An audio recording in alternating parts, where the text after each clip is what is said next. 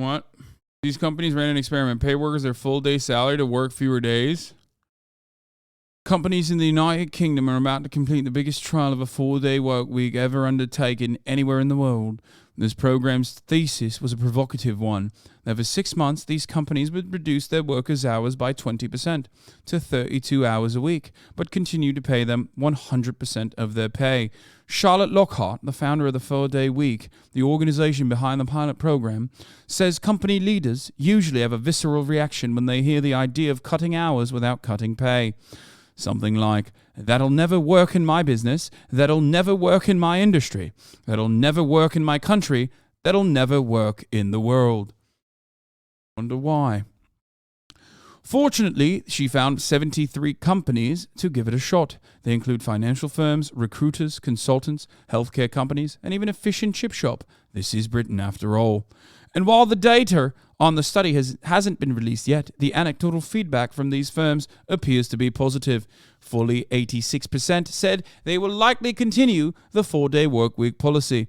The same pay for less time at work. Sign us up. This is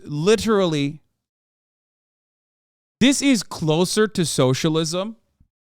That is closer to socialism, even though it's obviously not being done at the behest of like workers getting together and being able to seize the means of production. But the impact of that is closer. Like the outcome of that is closer to fucking socialism than like anything else. Way closer to socialism than the guy, the CEO guy who's like, I'm going to give everybody 70 grand or some shit. Okay.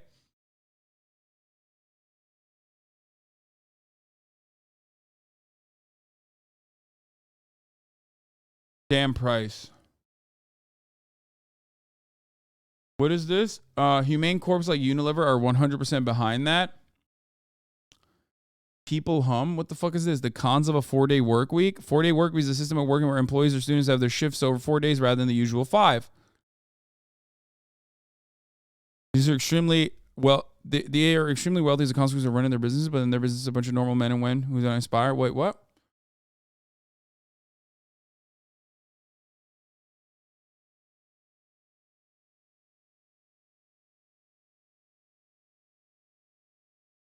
Not to play corporate shill, but there's so much corporate interplay and dependency that it's usually very difficult to make large-scale changes because you need everyone up and down the industry chain on board. Can't be just one company doing it.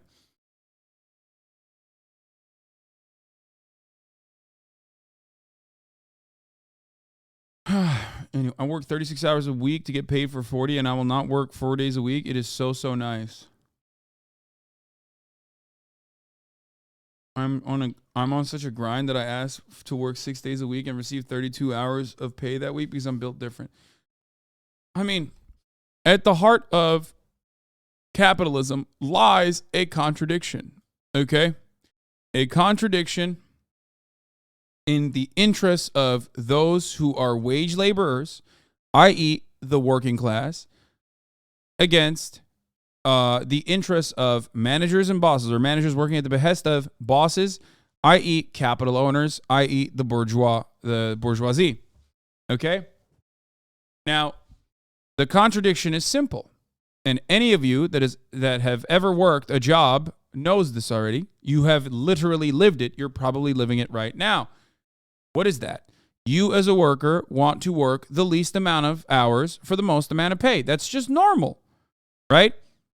You want that. That's a totally normal thing to want. And your bosses want you to work the most amount of hours that they can make you work for the least amount of pay that they can get away with. Now, unfortunately, this is the simplest way to describe it. It's the simplest way to describe capitalism, okay? And yet, because the bosses, the capital owners, are able to basically pay you whatever they fucking wish to pay you as a consequence of market conditions, and that always means that they will underpay you. They will underpay you in the form of profits. They will take more from you working at that company so they can line up their own profits and line up the pockets of their shareholders, okay? You don't really get to have a say in this circumstance. So less hours for the same amount of pay is unironically something that can be achieved.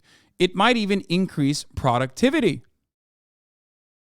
20th century milestones on the path of the 40-hour work week. Here in 1914, Henry Ford shifts from the 9-hour to 8-hour days, though employees still work 6 days a week. Congress passes in 1918 the Adamson Act, named after William Adamson, a U.S. representative from Georgia, establishing an 8-hour workday for all interstate rail workers to avoid a strike. Okay. 1924 to 26, Ford moves to a 5-day work week, closing his factories on the weekends. He believed that if workers had more leisure time, they would buy more products, including his cars. While Henry Ford was a fascist and a major anti-Semite and kind of, said shit about the Jews that would make Hitler go, okay, calm down a little bit, okay? You're being very crazy right now. Ultimately, he also recognized alienation. This is to combat alienation. This is to ensure a fundamental principle that Americans have even forgotten about, especially the global market, that like your workers should be able to fucking buy the shit that they're making. Okay? Anyway, in 1938, President Franklin D. Roosevelt signs the Fair Labor Standards Act, which mandates a federal standard for a 44-hour work week. Sounds like communism to me. Okay? And the law also requires a minimum wage and overtime pay for those working more than 44 hours a week. And in 1940, the FLSA is updated to lower the federal standard to 40 hours a week.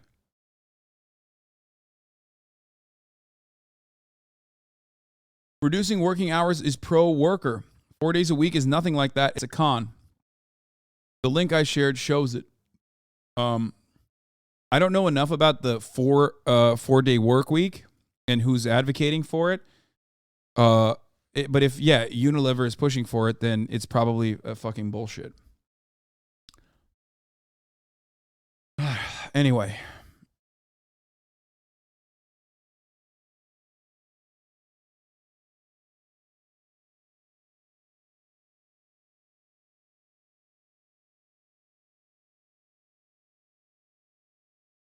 Anytime there is a way to get the same workforce to do more work, capital owners will take it. Okay? Because we do not have a worker-first attitude when it comes to the economy. No one thinks about it from the perspective of, like, how do we make it easier for workers? When we look at technological achievements that make it so that every individual worker can now do the work of 10, okay, we do not see that as a way to reduce the workers' workload and pay them the same amount. We see that as a way to reduce the number of workers because now one guy can do the work of 10. That is at the heart of why people fear automation, why people fear AI.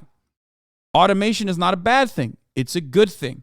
But under capitalism, automation just means more displaced workers and less workers doing the job of more workers that used to do it, rather than alleviating some of the fucking stress and the workload.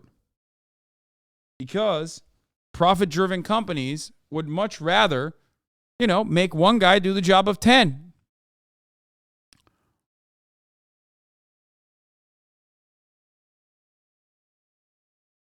That's it.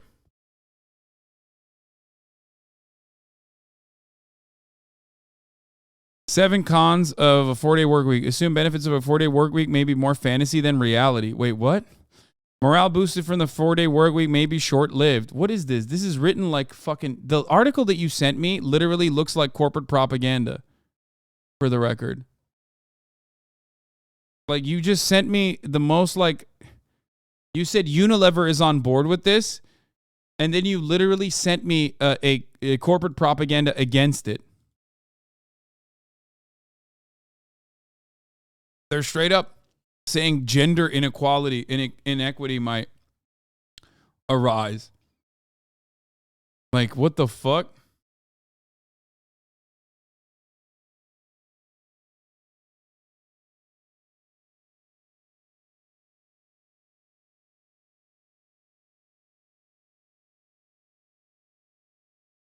Now, I don't know enough. I'll be honest with you. I don't know enough about who's pushing for the 4-day work week and how the 4-day work week might work.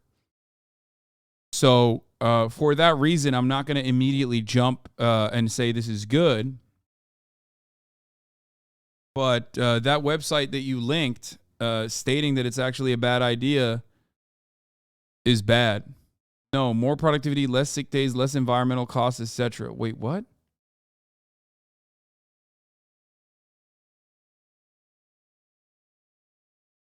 From the moment the 5-day week was adopted as an industry standard about a century ago, we've been talking about spending less time at work. We already talked about it.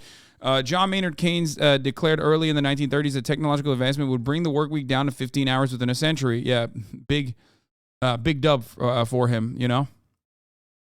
A U.S. Senate subcommittee doubled down on this in 1965, predicting we would only be working 14 hours by the year 2000. It's just so strange that these guys made these predictions, and yet we could do that. They are right. We could do that. That is 100% true. Except, like I said, time and time again, all of that extra productivity was folded into a decreasing workforce rather than making it easier for the pre-existing workforce to do less for the same pay.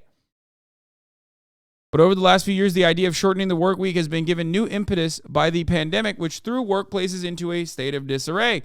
That created a unique opening for reformers like Charlotte Lockhart. The opportunity we have here is completely to reframe the workplace.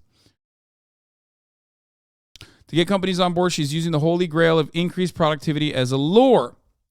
That's a particularly tantalizing enticement for companies in the UK where productivity has languished for more than a decade and where she says workers are on average productive for just 3 hours a day. This is true, by the way. That's the other thing.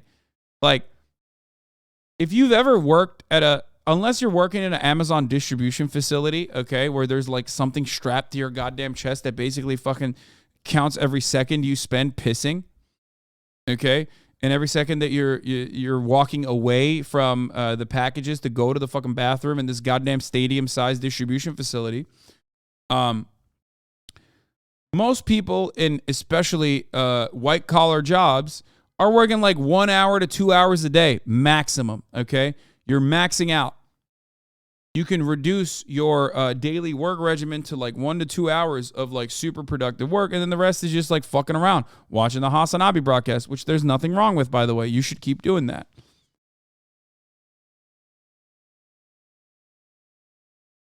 The data produced by these studies tends to be a little squishy. There are not a lot of hard numbers in them that allow readers to gauge productivity gains or losses in material terms. But managers and workers have generally reported being equally or more productive in a shortened week. They reported improved health and perception, general well-being, reduced stress, reduced burnout. One big finding was that people who work fewer hours in a week tend to get more sleep, which almost everyone in the scientific community agrees is key to productivity. There it is.